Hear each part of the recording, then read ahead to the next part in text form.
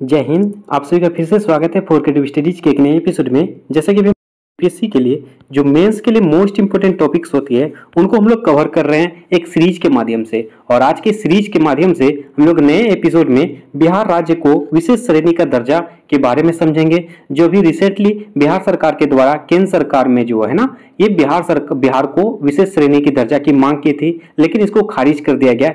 तो इसी से संबंधित हम लोग आज के सेशन में जो है ना देखेंगे कि ये आखिर विशेष श्रेणी का दर्जा आखिर होता क्या है, इससे क्या लाभ होता है और बिहार को क्यों नहीं दिया गया और बिहार सरकार क्यों मांग कर ये विशेष राज्य का दर्जा, क्या बिहार जो है ना ये जायज है विशेष श्रेणी के मतलब कि श्रेणी में शामिल होने के लिए।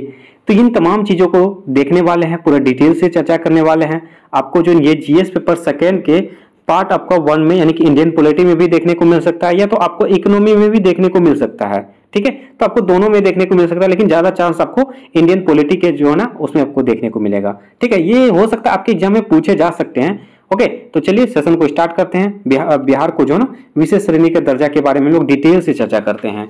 तो सबसे पहली बात देखिए, हम लोग ये ना देखिए, जब भी आपको तो पता है, मैं हर सेशन में यही बताता हूं कि जब भी आपके क्वेश्चंस पूछे, क्वेश्चंस में आपको जो है ना भूमिका किस तरह से लिखनी, भूमिका जो है ना जो क्वेश्चंस में दिए गए हैं उन्हीं को जो है ना आपको परिभाषित करना है कि आखिर पूछा क्या गया, उनको ही डिफाइन करना है, उनका डिफिनेशन को लिखना है। उसी प्रकार यहाँ क्या कहा जा रहा है, बिहार राज्य को विशेष श्रेणी का दर्जा, तो इसी के बारे में हम लोग भूमिका के तौर पर इसको लिखेंगे। जैसे मैंने लिखा है, बिहार के द्वारा विशेष श्रेणी की मांग की जा रही है। ठीक है, अभी जैसे मैंने बताया अभी रिसेंटली बिहार सरकार ने क्या हुआ था, बिहार सरकार जो है ना केंद्र सरकार में विशेष श्रेणी की दर्जा की मांग की थी बिहार सरकार के लिए। ओके, क्योंकि बिहार में सामाजिक आर्थिक पिछड़ापन भी देखने को मिलता है। नीतीश कुमार के नेतृत्व वाले मंत्रिमंडल ने बिहार में जातिगत जनगणना करवाया और पाया कि बिहार में लगभग 1/3 आबादी गरीब में जी रही है।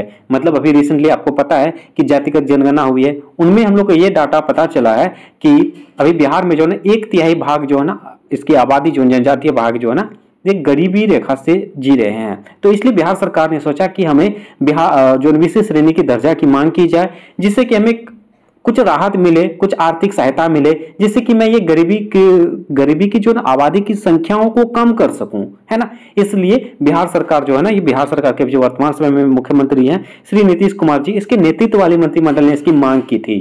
ओके, ये हमारी भूमिका के तौर पर हम लोग इसको दर्शा सकते हैं। ओके, अब देखिए अगला पॉइंट में हम लोग लिखे हैं क्या, विशेष श्रेणी दर्जा। आखिर ये विशेष श्रेणी दर्जा क्या है, इसको भी हम लोग भूमिका के तौर पर दर्शा सकते थे, है ना। तो इसको देखिए, विशेष श्रेणी का दर्जा क्या होता है, भारतीय संविधान में विशेष श्रेणी के दर्जा का कोई भी प्रावधान नहीं है। यानी हम संविधान पढ़ेंगे ना तो उसमें जो है ना ये विशेष श्रेणी का दर्जा का कोई प्रावधान नहीं है, लेकिन इसे जो 5वें वित्त आयोग के द्वारा वर्ष 1969 में 1969 में पेश किया गया था। ओके, ये जो आपको विशेष श्रेणी का दर्जा कब पेश किया गया था, आपको 5वें वित्त आयोग के समिति में जो 1969 के समय में इसको पारित किया गया था। उसके बाद ये केंद्र द्वारा उन राज्यों का एक वर्गीकरण है जो भौगोलिक और आर्थिक चुनौतियों का सामना कर रही है। मतलब इस जिस क्षेत्र में भौगोलिक हो गया, आर्थिक क्षेत्र जो है ना वो काफी ज्यादा संकटदायी है, तो उन क्षेत्रों को, उन राज्यों को जो है ना ये विशेष श्रेणी का दर्जा दिया जाता है ना।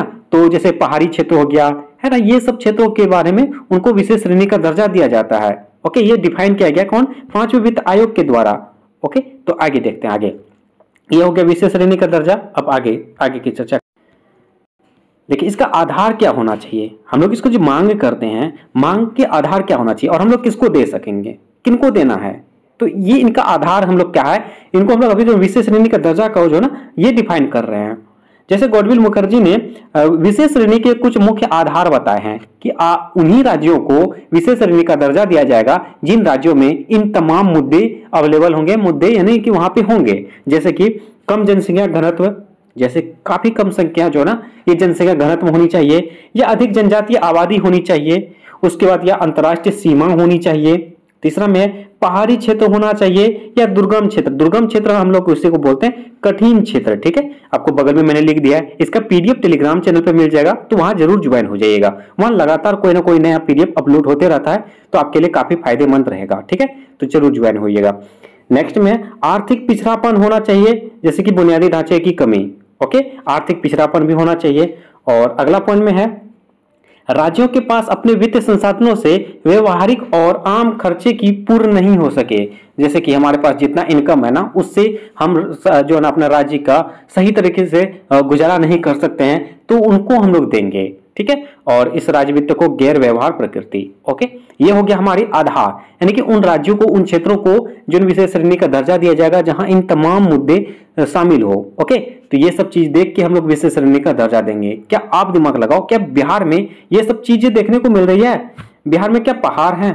पहाड़ हैं थोड़ी मात्रा में, जैसे कि आपका सासाराम हो गया, है ना, उसका कैमूर हो गया, ये सब क्षेत्रों में, जो झारखंड क्षेत्रों के समय में यहाँ पे आप देखोगे तो थोड़ी बहुत है, लेकिन उससे तो काम नहीं चलेगा ना भाई, है ना। तो ये सब चीज देखना होगा।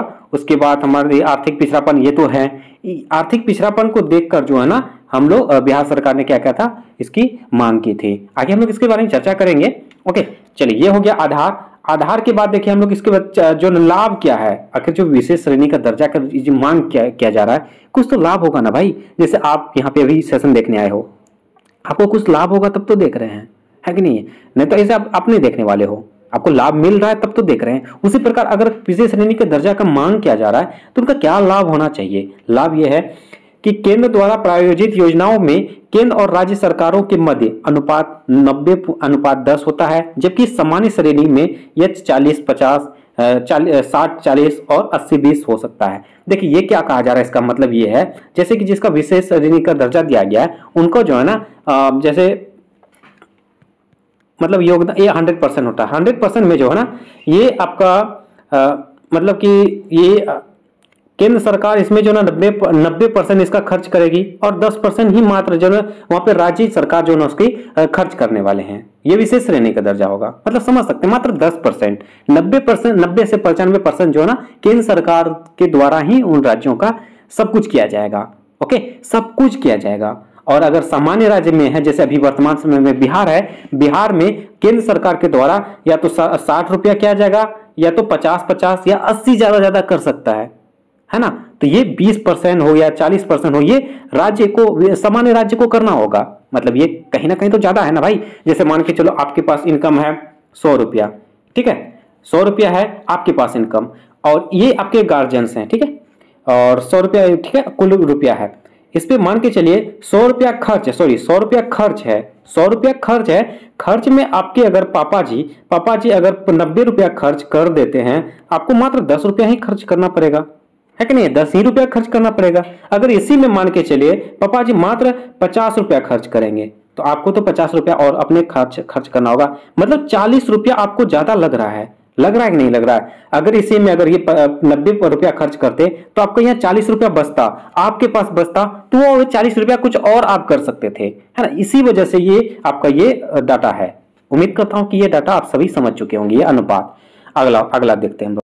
अगला पॉइंट में क्या लिखा है मैंने, खर्च ना किए गए फंड की निरर्थकता, यानी कि खर्च ना किए गए फंड की निरर्थकता मतलब ये होता है कि विशेष श्रेणी दर्जा वाले राज्य वित्त वर्ष में बचे धन को अपने आप रखकर आगामी वित्त वर्ष में खर्च करते हैं। मतलब ये हो रहा है जैसे आपके पिताजी 100 रुपया आपको दिया, ठीक है, 100 रुपया आपको दिए, तो आप मेला गए, मेला में जो ना आप मान के चले 80 रुपया खर्च किए, 80 रुपया खर्च किए, तो मतलब आपके पास 20 रुपया बचा।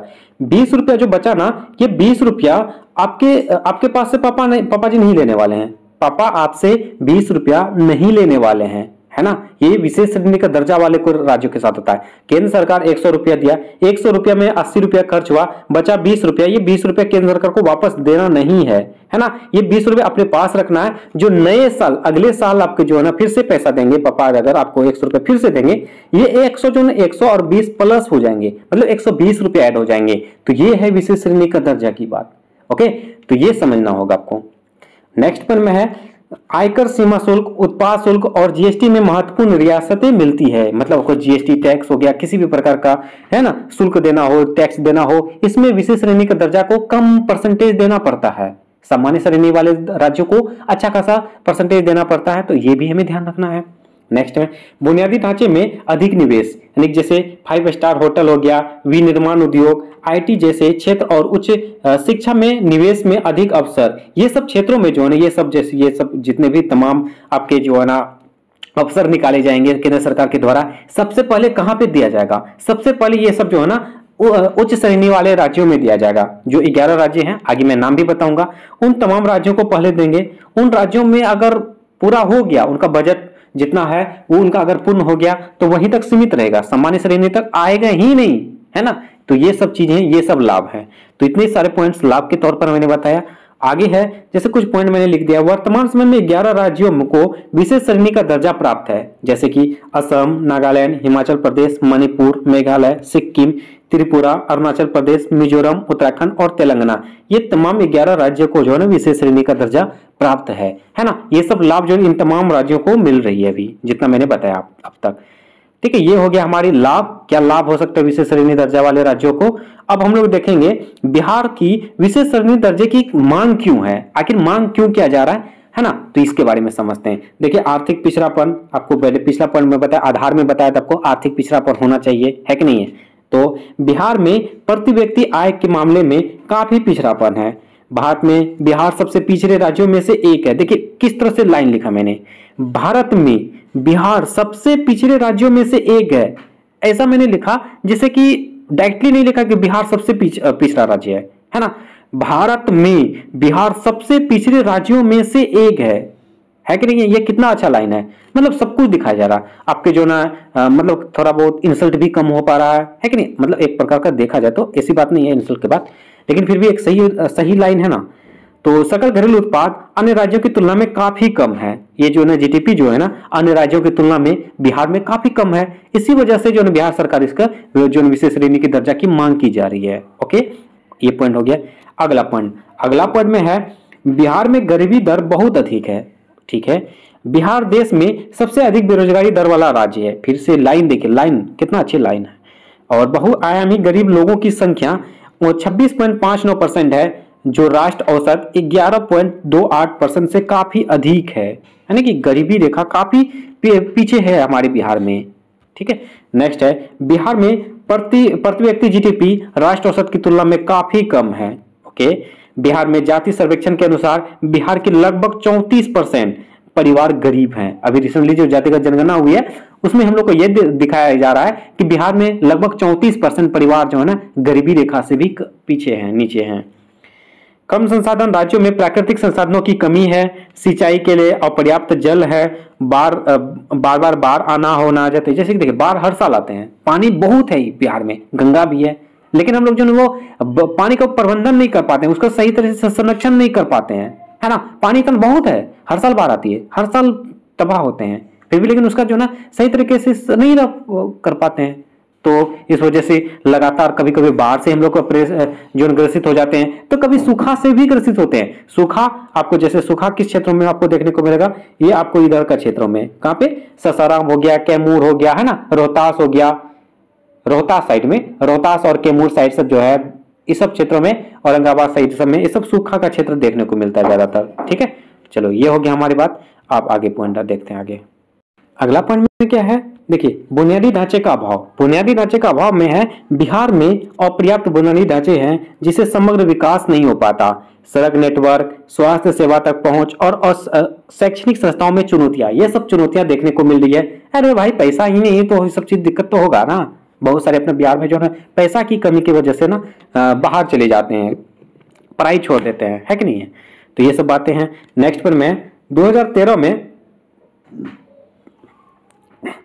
2013 में एक समिति गठित किया गया था जिसका नाम है रघुराम समिति ने बिहार को सबसे कम विकसित श्रेणी में रखा गया है। ठीक है, और औद्योगिक पिछड़ापन में है सन 2000 के बाद बिहार के विभाजन के बाद प्रमुख खनिज और उद्योग झारखंड में चले गए, जिससे बिहार और अधिक कमजोर हो गया। जैसे आपको पता है 15 नवंबर 2000 को जो ना बिहार और झारखंड अलग हो गया, जिससे कि लगभग चीजें जो ना, जो खनिज हैं, जो उद्योग हैं, ये तमाम चीजें जो है ना झारखंड के साइड चले गए, तो बिहार इससे भी और पिछड़ा हो गया, है ना। तो ये सब पॉइंट हमारे लिए इंपॉर्टेंट है।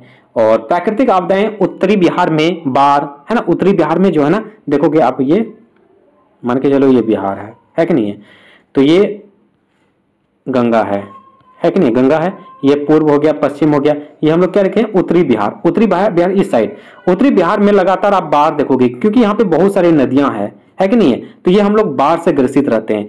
और दक्षिणी में सूखा। इन तमाम जगहों पे लगभग देखोगे ना ये सब सूखा का क्षेत्र हो जाते हैं, है कि नहीं है। तो ये जैसे 38 जिलों में 28 जिलों में बाढ़ देखने को मिलती है। ओके, तो ये सब पॉइंट थे जो बिहार को विशेष श्रेणी की दर्जा के लिए मांग की गई थी। ओके, चलिए अब आगे देखते हैं। बिहार राज्य की विशेष श्रेणी की दर्जा क्या जायज है? हम लोग जो मांग कर रहे हैं वो जायज है या नहीं है, इनके बारे में समझते हैं। बिहार में पहाड़ी क्षेत्रों और भौगोलिक रूप से दुर्गम क्षेत्रों का अभाव है ना। पहाड़ी क्षेत्र कम है कि नहीं, थोड़ा बहुत है जो झारखंड साइड से जो मिला हुआ है कि नहीं। गया हो गया, कैमूर हो गया, औरंगाबाद हो गया, रोहतास हो गया, मतलब ये सब है, थोड़ी मात्रा में है कि नहीं है। तो ये सब का अभाव है, लेकिन बिहार सबसे कम विकसित श्रेणी के राज्य है, इसलिए बिहार को जो ना विशेष श्रेणी का दर्जा प्रदान किया जाना चाहिए। ये सब हम लोग का, ये सब एक प्रकार का देखे तो जायज है। सिर्फ पहाड़ी क्षेत्रों को, भौगोलिक क्षेत्रों को देख के ऐसे नहीं कर सकते हैं, है ना। हम लोग आर्थिक क्षेत्र में काफी पिछड़े हैं, तो इस वजह से हमें विशेष श्रेणी का दर्जा देना जायज है। ये सब हम लोग लिख सकते हैं। नेक्स्ट पॉइंट में है विशेष श्रेणी दर्जे को लेकर क्या चिंताएं हैं और क्या चुनौतियां हैं, है ना। तो आपको सेपरेट सवाल ये सब बनाए जा सकते हैं। तो देखिए, निर्भरता सिंड्रोम में क्या है, राज्यों की केंद्र पर निर्भरता बढ़ेगी। राज्यों को जो केंद्र पर निर्भरता बढ़ेगी, राज्य आत्मनिर्भरता से केंद्र पर निर्भर हो जाएंगे। मतलब ये सब जो अगर चुनौतियां हो जाएंगे तो केंद्र पर भी, तो मतलब मान के चलिए आपके पापा के पास 100 रुपया है, 100 रुपया का है आपके पास, आप एक बेटे हो, है कि नहीं। अगर किसी को 2 बेटे हो जाएंगे, 100 ही रुपया है इनके पास भी, तो ये 50-50 दोनों को देना होगा। यानी तो आपको जैसे पूर्ति होना चाहिए 100 में, तो इनको और ज्यादा कमाना पड़ेगा, है कि नहीं है। तो बोलते हैं ना कि 2-2 बेटे हैं, किनको बोलते हैं एक ही बेटा है। तो ये सब चीजें हैं। तो केंद्र सरकार के पास जितना विशेष श्रेणी के दर्जा के राज्य बढ़ेंगे तो उनके पास ज्यादा प्रेशर होगा, उनके पास ज्यादा लोड होगा, है कि नहीं है। तो ये सब चीजें हैं, तो ये सब चुनौतियां देखने को मिलती है। नहीं तो बिहार को देने में क्या जाता, तुरंत दे देते। लेकिन चिंताएं तो है, चुनौतियां तो है, लोड बढ़ेगा भाई, एक पूरा राज्य का जो उसका पूरा भार उस पर आ जाएगा। तो ये बड़ी चुनौतियां हैं। नेक्स्ट में है केंद्र सरकार पर वित्त कोई बोझ की वृद्धि होगी। अभी जस्ट मैंने बताया है ना, वित्त के काफी ज्यादा बोझ बढ़ेगा। और विशेष श्रेणी राज्यों में 90% योजना का भाग केंद्र सरकार करती है। इसके परिणाम स्वरूप केंद्र पर वित्त बोझ बढ़ सकता है। ठीक है, ये सब भी अभी जस्ट बताया था, अनुपात में 90-10 है ना, 80-20 ये सब चीज बताए, तो उसी प्रकार हो गया। सभी राज्यों द्वारा मांग, विशेष श्रेणी की मांग लगातार की जा रही है। अब मांग की जायज है भाई, बिहार मांग रहा है तो हम भी, यूपी वाले तो भी बोलेंगे हम भी दीजिए, हमको भी दीजिए, हमारे पास बहुत कुछ है, ये है वो है कि नहीं है। तो ये सब चीजें हैं। झारखंड वाले भी बोलेंगे, छत्तीसगढ़ वाले भी बोलेंगे, जितने भी विशेष श्रेणी के दर्जा प्राप्त नहीं है वो सब के सब बोलेंगे हमको दीजिए, है ना। ये सब चीज चिंताएं देखने को मिल जाती है। तो अगला है, देखिए, इसका कोई संवैधानिक आधार नहीं है। जैसे उत्तराखंड को विशेष श्रेणी का दर्जा प्रदान किया गया है, वहीं झारखंड और छत्तीसगढ़ कई मापदंडों पर उत्तराखंड से पिछड़े हैं, उन्हें नहीं प्रदान किया गया है। मतलब उत्तराखंड देखोगे ना, अच्छा राज्य है, लेकिन उनसे भी कई गुना पिछड़े हैं झारखंड और छत्तीसगढ़, लेकिन इनको प्राप्त नहीं है। तो ये सब चीजें हैं, ये सब चुनौतियां हैं। और ये हो गया हमारी चुनौतियां। अब हम लोग अंतिम में हम लोग लिखेंगे निष्कर्ष क्या लिख सकते हैं, इसको समझते हैं। विशेष श्रेणी दर्जे की मांग राज्यों के त्वरित विकास की आवश्यकताओं को पूरा कर सकता है, लेकिन इससे राज्यों में निर्भरता सिंड्रोम पैदा होगा। इसलिए 14वें वित्त आयोग ने केंद्र के कर में राज्यों की भागीदारी में 32% से बढ़ाकर 42% कर दिया गया है। ठीक है, ये सब हमारे अपडेट है। उसके बाद अगला है, अब बिहार राज्य से संबंधित निष्कर्ष ये होगा, बिहार के लिए विशेष श्रेणी की दर्जा की मांग सामाजिक आर्थिक चुनौतियों से निपटने के लिए सही दिखाई देती है, लेकिन विशेष श्रेणी दर्जे से निर्भरता मॉडल बनने जैसी चिंता पैदा होती है। रघुराम राजन समिति ने विशेष श्रेणी की दर्जे के स्थान पर बहुआयामी सूचकांक के आधार पर वित्त अनुदान का सुझाव दिया है, जिससे राज्य के सामाजिक आर्थिक पिछड़ेपन को दूर करने के लिए विचार किया जा सकता है।